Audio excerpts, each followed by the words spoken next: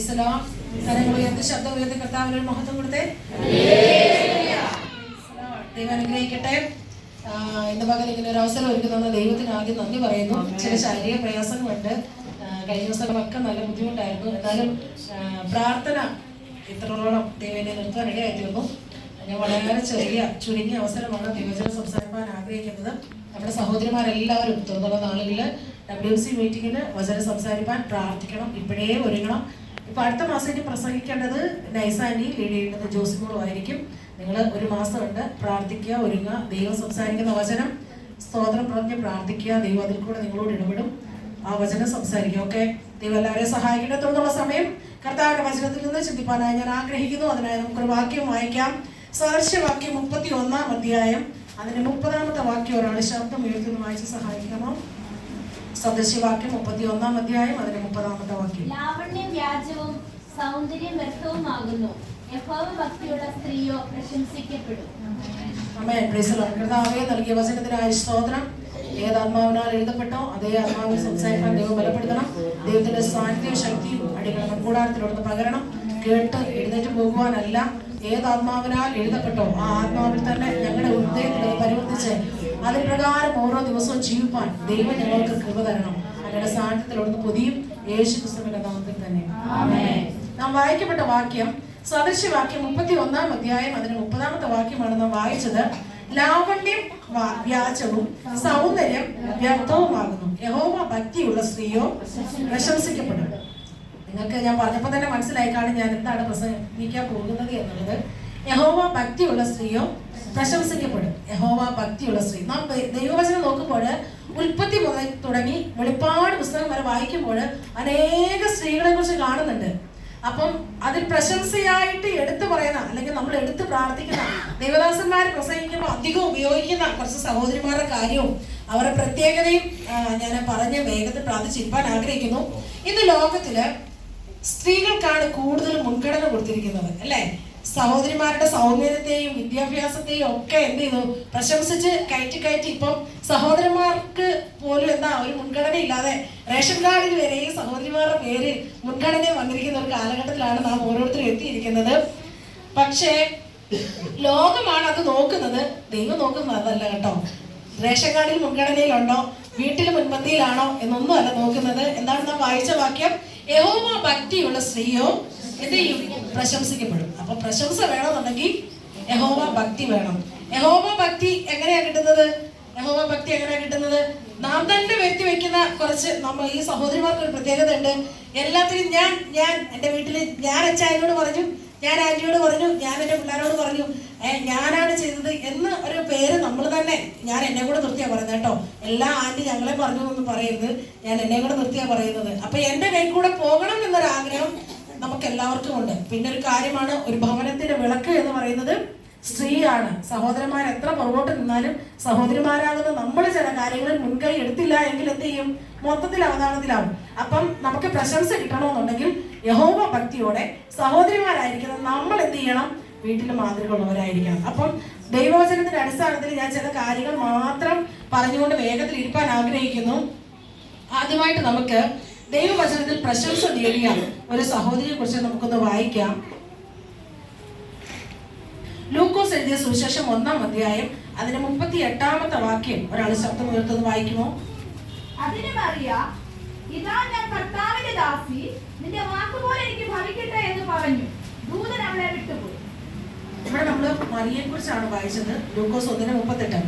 ദൈവത്തെ ഭയപ്പെടുന്ന സ്ത്രീ ദൈവത്തെ മുമ്പിൽ വെക്കും എന്നാണ് ആ ഒരു വാക്യത്തിൽ നിന്ന് നമുക്ക് മനസ്സിലാക്കുവാൻ കഴിയുന്നത്. നമുക്ക് എല്ലാവർക്കും അറിയാവുന്ന ഒരു സംഭവ ചരിത്രമാണ് മറിയയുടേത്. യേശുക്രിസ്തുവിനെ ഉദരത്തിൽ വഹിക്കേണ്ടതിന് വേണ്ടി ദൈവം കണ്ടുവച്ചിരുന്ന ഒരു മാനപാത്രമായിരുന്നു മറിയ എന്നത്. പല നന്മകളും നമ്മൾ അനുഭവിക്കണമെങ്കിൽ അതിന്റെ പിന്നിൽ ഒരു തിക്ത അനുഭവം ഉണ്ടായിരിക്കും. ഇവിടെ മറിയയെ സംബന്ധിച്ച് നോക്കിയാൽ അവളെ വിവാഹം നിശ്ചയിച്ചു വെച്ചിരിക്കുകയായിരുന്നു. വിവാഹം കഴിഞ്ഞില്ല, വിവാഹം നിശ്ചയിച്ചു വെച്ചിരിക്കുകയായിരുന്നു. ദൂതൻ പ്രത്യക്ഷപ്പെട്ട് അവളോട് പറഞ്ഞു, ഞാൻ നിനക്ക് എന്ത് ചെയ്യും? ഒരു സന്തതിയെ തരും, അവൻ ദൈവത്തിന്റെ പുത്രനാകും, അവൻ അറിയപ്പെടുന്നവരാകും എന്നൊക്കെ ദൈവം ദൂതൻ വന്ന് മറിയോട് പറഞ്ഞു. മറിയ ഒറ്റ കാര്യമേ ദൂതനോട് ചോദിച്ചുള്ളൂ, ഇത് എങ്ങനെ സംഭവിക്കും? നമ്മളാണെങ്കിൽ എന്തിനെ ഒരു 100 ചോദ്യം തിരിച്ച് അങ്ങോട്ട് ചോദിച്ചേനെ. ഞാൻ കല്യാണം കഴിച്ചില്ല, ആൾക്കാരെന്ത് പറയും, അങ്ങനെ പറയും, ഇങ്ങനെ പറയും, നമ്മൾ ചോദിക്കും അല്ലേ? പക്ഷെ മറിയ ഒറ്റ കാര്യം ദൂതനോട് ചോദിച്ചുള്ളൂ, ഇത് എങ്ങനെ സംഭവിക്കും? ദൂതൻ തിരിച്ചതിന് മറുപടിയും കൊടുത്തു, പരിശുദ്ധാത്മാവ് നിന്റെ മേൽ വരും, ദൈവത്തിന്റെ ശക്തി നിന്റെ മേൽ എന്ത് ചെയ്യും? നേരിടും. ആകെ ഉത്ഭവിക്കുന്ന പ്രജ വിശുദ്ധ പ്രജയായിരിക്കും അല്ലേ? ഓക്കെ, അപ്പൊ തിരിച്ച് ദൂതൻ പറഞ്ഞതിന് മറിയ കൊടുത്ത ഒരു മറുപടിയാണ് നാം വായിച്ചെടുത്തത്. എന്താ? ഇതാ ഞാൻ നിന്റെ ദാസി, നിന്റെ ഇഷ്ടം പോലെ, നിന്റെ വാക്ക് പോലെ എന്ത് ചെയ്യട്ടെ, എനിക്ക് ഭവിക്കട്ടെ. എത്ര പേര് അങ്ങനെ പറയുന്നവരുണ്ട്? ദൈവം ഒരു ദൂത് പറഞ്ഞു, ദൈവം ഒരു ആലോചന പറഞ്ഞു, മറിയയ്ക്ക് ചിന്തിക്കാം, ദൈവമേ ഞാൻ കല്യാണം കഴിച്ചിട്ടില്ല, ഒരു കല്യാണം ഉറപ്പിച്ചു വെച്ചിട്ടുണ്ട്, ഞാൻ ഇങ്ങനെ ഗർഭിണിയായി കഴിഞ്ഞാൽ കെട്ടാൻ പോകുന്ന പയ്യൻ എന്നെ കുറിച്ച് എന്ത് ചിന്തിക്കുമെന്നോ അല്ലെങ്കിൽ എന്റെ വീട്ടുകാർ എന്ത് പറയുന്നു ഒന്നും മറിയ അന്നേരം എന്ത് ചെയ്യില്ല, തിരിച്ചൊരു വാക്ക് പറയില്ല. മറി പറഞ്ഞത് എന്താ? കർത്താവേ ഞാൻ നിന്റെ ദാസി. അവൾ എന്ത് ചെയ്തു? ദൈവത്തിന് മുൻഗണന കൊടുക്കുന്ന ഒരു സ്ത്രീയായി തീർന്നു എന്നാണ് നമുക്ക് അവിടെ കാണുവാൻ കഴിയുന്നത്. അപ്പം മറിയ ദൈവത്തിന്റെ വാക്ക് എന്ത് ചെയ്തു?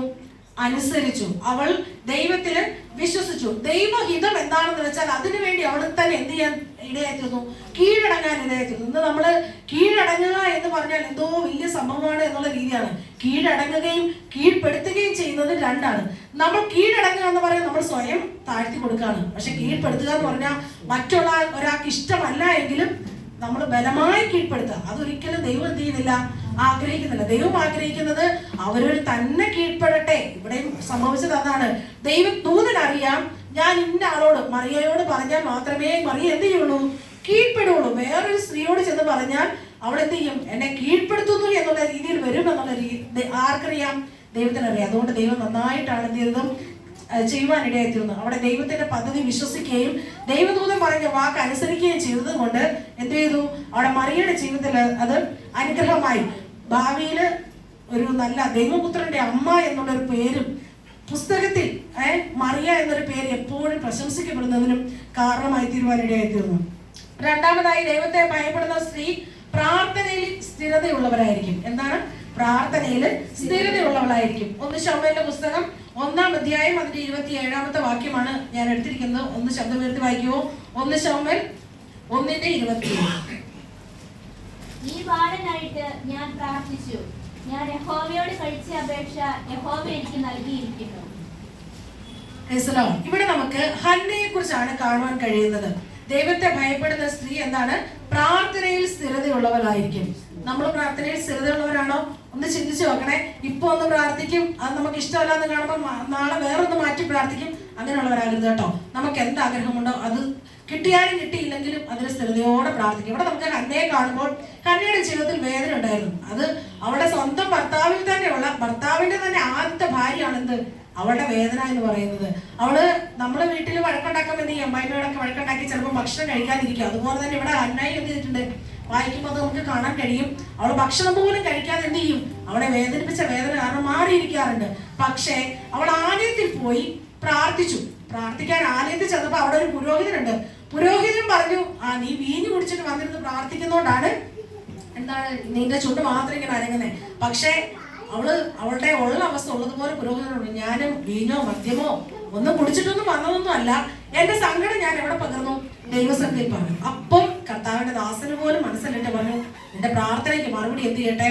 ദൈവം നൽകട്ടെ. പക്ഷെ ഒരു കാര്യമുണ്ട്, മറുപടി കൊടുത്തത് നമ്മൾ അബ്രഹാമിന്റെ ജീവിതത്തിൽ പിറ്റേ വർഷം മറുപടി കിട്ടിയെന്ന് കാണുന്നു. പക്ഷെ അന്നയ്ക്ക് കൊടുത്തത് വചനത്തിൽ എഴുതിയിരിക്കുന്നു, 1 വർഷം കഴിഞ്ഞ ശേഷം. അവൾ അന്ന് പോയി എല്ലാ വർഷവും മുടങ്ങാണ്ട് പോയി പ്രാർത്ഥിക്കുന്ന പ്രാർത്ഥന പിറ്റേ വർഷം പോകാൻ അവൾക്ക് മനസ്സ് വന്നില്ല. പക്ഷേ അവൾ പോയില്ലെങ്കിലും ആ വർഷം കഴിഞ്ഞ സമയത്ത് എന്ത് ചെയ്തു? ദൈവം അവൾക്ക് ഉദരത്തിൽ ഒരു നന്മയെ കൊടുത്തു.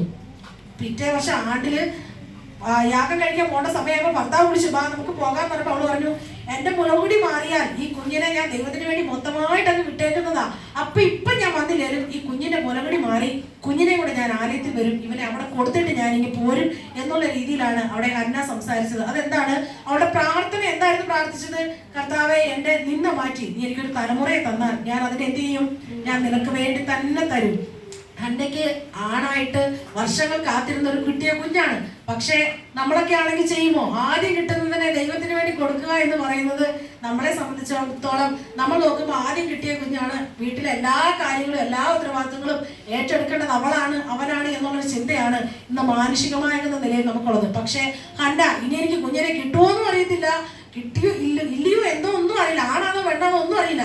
പക്ഷെ അവള് ദൈവത്തോട് പറഞ്ഞു, നീ എനിക്കൊരു ബാലനെ തരുന്നെങ്കിൽ, ഒരു ആൺകുഞ്ഞിനെ തരുന്നെങ്കിൽ അടുത്ത വർഷം അവന്റെ മുലമുടിക്ക് മാറിക്കഴിയുമ്പോൾ ഞാൻ അവനെ കൊണ്ട് എന്ത് ചെയ്തേക്കാം, ദൈവത്തിന് തന്നേക്കാം. അവൾ പറഞ്ഞ വാക്ക് അതുപോലെ ദൈവസന്നിധിയിൽ എന്ത് ചെയ്തു, നിറവേറ്റി. അവൾ ആ കുഞ്ഞിനെ മുലകുടി മാറിയപ്പോൾ ആലയത്തിൽ കൊണ്ടുചെന്ന് അവിടുത്തെ പുരോഹിതനെ കയ്യിൽ ഏൽപ്പിച്ചിട്ട് പറഞ്ഞു, ഇവൻ ഇനി എന്ത് ചെയ്തോട്ടെ, ഇവിടെ നിന്നോട്ടെ, അവൾക്ക് കാണണമെന്നോ അവൾ കൊണ്ടുപോകണമെന്നോ.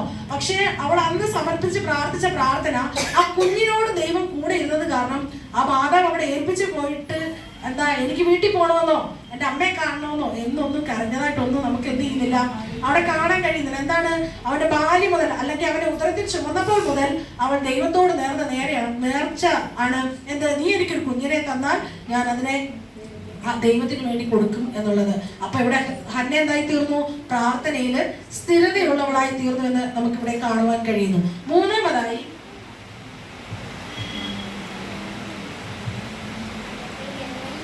ദൈവത്തെ ഭയപ്പെടുന്ന സ്ത്രീ വിശ്വസ്തതയുള്ളവളായിരിക്കും. ആരായിരിക്കും? വിശ്വസ്തതയുള്ളവളായിരിക്കും. ദൈവവചനത്തിൽ ഒത്തിരി വിശ്വസ്തയുള്ളവരെ കാണുന്നെങ്കിലും സഹോദരിമാരിൽ ഏറ്റവും കൂടുതൽ എടുത്തു പറയാൻ പറ്റുന്ന ഒരാളാണ് രൂത്ത് എന്ന് പറയുന്ന വ്യക്തി. രൂത്തിന്റെ പുസ്തകം 1-ാം അധ്യായം അതിന്റെ 14-ാമത്തെ വാക്യം ഒന്ന് ശബ്ദമുയർത്തി വായിക്കുമോ? രൂത്തിന്റെ പുസ്തകം 1-ാം അധ്യായം അതിന്റെ 14-ാമത്തെ വാക്യം. അവർ പിന്നെയും പൊട്ടിക്കരഞ്ഞു, ഓർപ്പ അമ്മാവനെ ചുംബിച്ച് പിരിഞ്ഞു, രൂത്ത് അവളോട് പറ്റി നിന്നു.